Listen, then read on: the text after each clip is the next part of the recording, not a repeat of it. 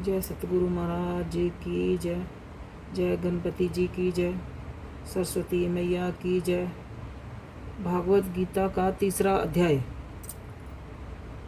इस पर अर्जुन ने प्रश्न किया कि हे जनार्दन, यदि कर्मों की अपेक्षा ज्ञान आपके श्रेष्ठ मान्य है तो फिर हे केशव, मुझे भयंकर कर्म में क्यों लगाते हैं तथा आप मिले हुए से वचन से मेरी बुद्धि को मोहित सी करते हैं। इसलिए एक बात को निश्चय करके कहिए कि जिससे मैं कल्याण को प्राप्त हूँ। इस पर अर्जुन के पूछने पर भगवान श्री कृष्ण महाराज बोले, हे निष्पाप अर्जुन, इस लोक में 2 प्रकार की निष्ठा मेरे द्वारा पहले कही गई है, ज्ञानियों की ज्ञान योग से और योगियों की निष्काम कर्म योग से। परंतु किसी भी मार्ग के अनुसार कर्मों को स्वरूप से त्यागने की आवश्यकता नहीं है, क्योंकि मनुष्य ना तो कर्मों के ना करने से निष्कामता को प्राप्त होता है और ना कर्मों को त्यागने मात्र से भावताक्षरूप सिद्धि को प्राप्त होता है, तथा सर्वदा कर्मों का स्वरूप से त्याग हो भी नहीं सकता, क्योंकि कोई भी पुरुष किसी काल में क्षण मात्र भी बिना कर्म किए नहीं रहता। निस्संदेह सभी पुरुष प्रकृति से उत्पन्न हुए गुणों द्वारा परवश हुए कर्म करते हैं। इसीलिए जो मूढ़ बुद्धि पुरुष कर्म इंद्रियों को ठस से रोक कर इंद्रियों के भोगों को मन से चिंतन करता रहता है, वह मिथ्याचारी अर्थात दंभी कहा जाता है। और हे अर्जुन, जो पुरुष मन से इंद्रियों को वश में करके अनासक्त हुआ कर्मों इंद्रियों से कर्म योग का आचरण करता है, वह श्रेष्ठ है। इसीलिए तू शास्त्र विधि से नियत किए हुए सर्वधर्म रूप कर्म को कर, क्योंकि कर्म ना करने की अपेक्षा कर्म करना श्रेष्ठ है, तथा कर्म ना करने से तेरा शरीर निर्वाह भी नहीं सिद्ध होगा। हे अर्जुन, बंधन के भय से भी कर्मों का त्याग करना योग्य नहीं है, क्योंकि यज्ञ अर्थात विष्णु के निमित्त किए हुए कर्म के सिवा अन्य कर्म में लगा हुआ ही यह मनुष्य कर्मों द्वारा बंधता है। इसीलिए हे अर्जुन, असत्य से रहित हुआ उस परमेश्वर के निमित्त कर्म का भली प्रकार आचरण कर। कर्म ना करने से तू पाप को भी प्राप्त होगा, क्योंकि प्रजापति ब्रह्मा ने कल्याण के आदि में यज्ञ सहित प्रजा को रच कर कहा है कि इस यज्ञ द्वारा तुम लोग बुद्धि को प्राप्त हो, और ये यज्ञ तुम लोगों को इच्छित कामनाओं के देने वाला होवे, तथा तुम लोग इस यज्ञ द्वारा देवताओं की उन्नति करो और वे देवता लोग तुम लोगों की उन्नति करें। इस प्रकार आपस में कर्तव्य समझकर उन्नति करते हुए परम कल्याण को प्राप्त होगे, तथा यज्ञ द्वारा बढ़ाए हुए देवता लोग तुम्हारे किए लिए बिना मांगे ही प्रिय भोगों को देंगे। उनके द्वारा दिए हुए भोगों को जो पुरुष इनके लिए बिना दिए ही भोगता है, वह निश्चय चोर है। कारण कि यज्ञ से शेष बचे हुए अन्न को खाने वाले श्रेष्ठ पुरुष सब पापों से छूट जाते हैं, और जो पापी लोग अपने शरीर पोषण के लिए ही पकाते हैं, वे तो पाप को ही खाते हैं, क्योंकि संपूर्ण प्राणी अन्न से उत्पन्न होते हैं, और अन्न की ही उत्पत्ति वृष्टि से होती है, तथा वृष्टि यज्ञ से होती है, और यह यज्ञ कर्मों से उत्पन्न होने वाला है, तथा इस कर्म को तू वेद से उत्पन्न हुआ जान, और वेद अविनाशी परमात्मा से उत्पन्न हुआ है। इससे वे सर्वव्यापी परम अक्षर परमात्मा सदा ही यज्ञ में प्रतिष्ठित है।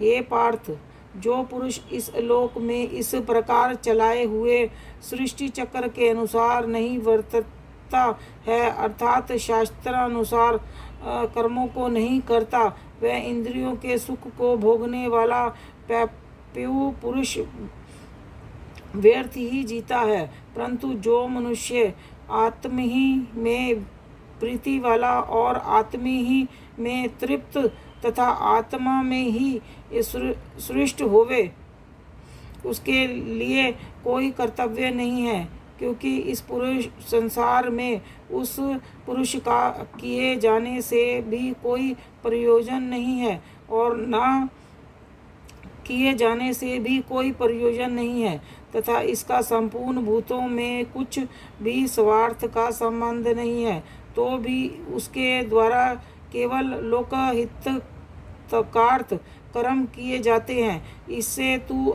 अनासक हुआ निरंतर कर्तव्य कर्म का अच्छी प्रकार आचरण कर, क्योंकि अनासक पुरुष कर्म करता हुआ परमात्मा को प्राप्त होता है। इस प्रकार यह जन कदी ज्ञानी जन भी अस्किति रहित कर्म द्वारा ही परम सिद्धि को प्राप्त हुए हैं। इसीलिए तथा लोक संहार को देखता हुआ भी तू कर्म करने को ही योग्य है, क्योंकि श्रेष्ठ पुरुष जो जो आचरण करता है वह पुरुष भी उसके ही अनुसार बरतते हैं। वह पुरुष जो कुछ प्रणाम देता है, लोग भी उसी के अनुसार बरतते हैं। इसीलिए हे अर्जुन, यद्यपि मुझे तीनों लोकों में कुछ भी कर्तव्य नहीं है तथा किंचित भी प्राप्त होने योग्य वस्तु अप्राप्त नहीं है, तो भी मैं कर्म में ही वर्तता हूँ, क्योंकि यदि मैं सावधान हुआ कदाचित कर्म में ना बरतूं तो हे अर्जुन, सब प्रकार से मनुष्य मेरे बर्ताव के अनुसार बरतते हैं, अर्थात बरतने लग जाएं तथा यदि मैं कर्म ना करूं तो ये सब लोग भ्रष्ट हो जाएं और मैं वन संकर का करने वाला हूँ तथा इस सारी प्रजा का हनन करूं, अर्थात मारने वाला बनूं। इसीलिए हे भारत, कर्म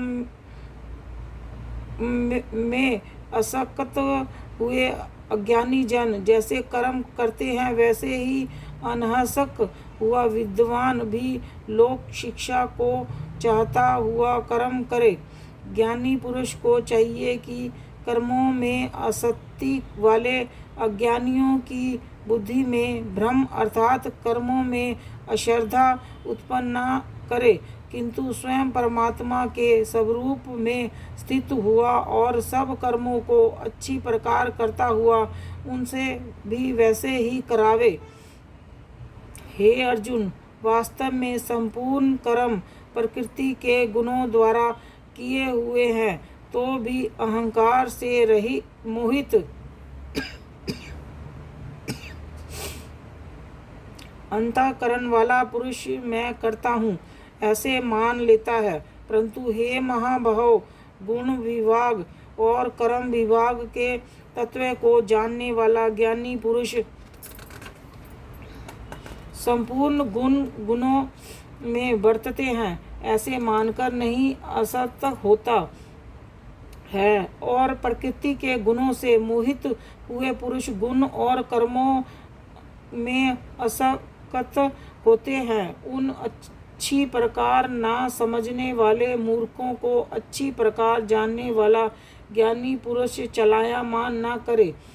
इसीलिए हे अर्जुन, तू ध्यान निष्ठ चित्त से संपूर्ण कर्मों को मुझ में समर्पण करके आशा रहित और ममता रहित होकर संतान रहित युद्ध कर।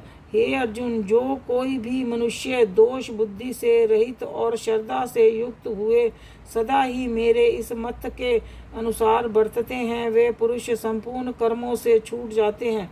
और जो दोष दृष्टि वाले मूर्ख लोग इस मेरे मत के अनुसार नहीं वर्तते हैं, उस संपूर्ण ज्ञानों में मोहित चित्त वालों को तू कल्याण से भ्रष्ट हुए ही जान, क्योंकि सभी प्राणी प्रकृति को प्राप्त होते हैं, अर्थात अपने स्वभाव से परवश हुए कर्म करते हैं।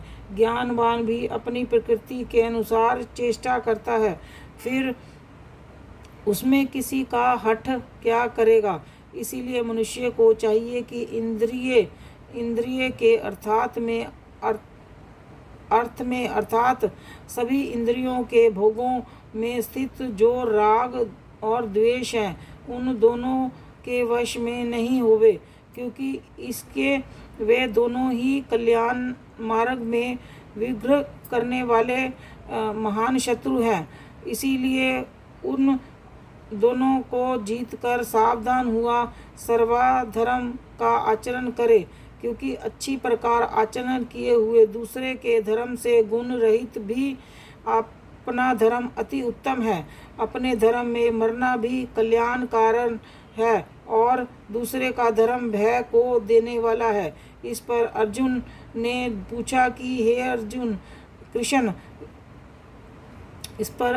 पूछा हे कृष्ण, फिर यह पुरुष बलात् लगाने हुए के दृश्य ना चाहता हुआ भी किस से प्रेरा हुआ पाप का आचरण करता है। इस प्रकार अर्जुन के पूछने पर श्री कृष्ण महाराज बोले कि हे अर्जुन,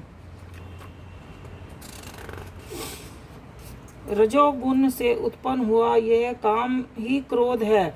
ये ही महाआशन अर्थात अग्नि के सदृश भोगों से ना तृप्त होने वाला और बड़ा पापी है। इस विषय में इसको ही तू वैरी जान।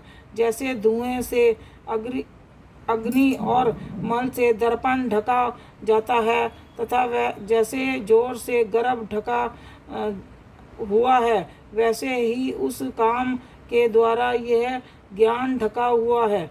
और हे अर्जुन, इस अग्नि सदृश ना पूर्ण होने वाले काम रूप ज्ञानियों के नित्य वैरी से ज्ञान ढका हुआ है। इंद्रियां, मन और बुद्धि इन 5 काम के वास स्थान कहे जाते हैं, और यह काम इन मन, बुद्धि और इंद्रियों द्वारा ही ज्ञान को अच्छित करके इस जीवात्मा को मोहित करता है। इसीलिए हे अर्जुन, तू पहले इंद्रियों को वश में करके ज्ञान और विज्ञान के नाश करने वाले इस काम पापी को निश्चय पूर्वक मार। और यदि तू समझे कि इंद्रियों को रोककर काम रूप वैरी को मारने की मेरी शक्ति नहीं है, तो मेरी यह भूल है, क्योंकि इस शरीर से तो इंद्रियों को पर श्रेष्ठ, बलवान और सूक्ष्म कहते हैं, और इंद्रियों से पर मन है, और मन से भी पर बुद्धि है, और जो बुद्धि से भी अत्यंत पर है वह आत्मा है। इस प्रकार बुद्धि से पर अर्थात सूक्ष्म, सब प्रकार बलवान और श्रेष्ठ अपने आत्मा को जानकर और बुद्धि के द्वारा मन को वश में करके, हे महाबाहो, अपनी शक्ति को समझकर इस दुर्जय कामरूप शत्रु को मार। 3रा अध्याय समाप्त। श्री कृष्ण गोविंद हरे मुरारी, हे नाथ नारायण वासुदेवा। श्री कृष्ण गोविंद हरे मुरारी, हे नाथ नारायण वासुदेवा। श्री कृष्ण गोविंद हरे मुरारी, हे नाथ नारायण वासुदेवा। पितुमात स्वामी सखा हमारे, पितुमात स्वामी सखा हमारे, हे नाथ नारायण वासुदेवा। श्री कृष्ण गोविंद हरे मुरारी, हे नाथ नारायण वासुदेवा, हे नाथ नारायण वासुदेवा। जय श्री कृष्ण भगवान की जय।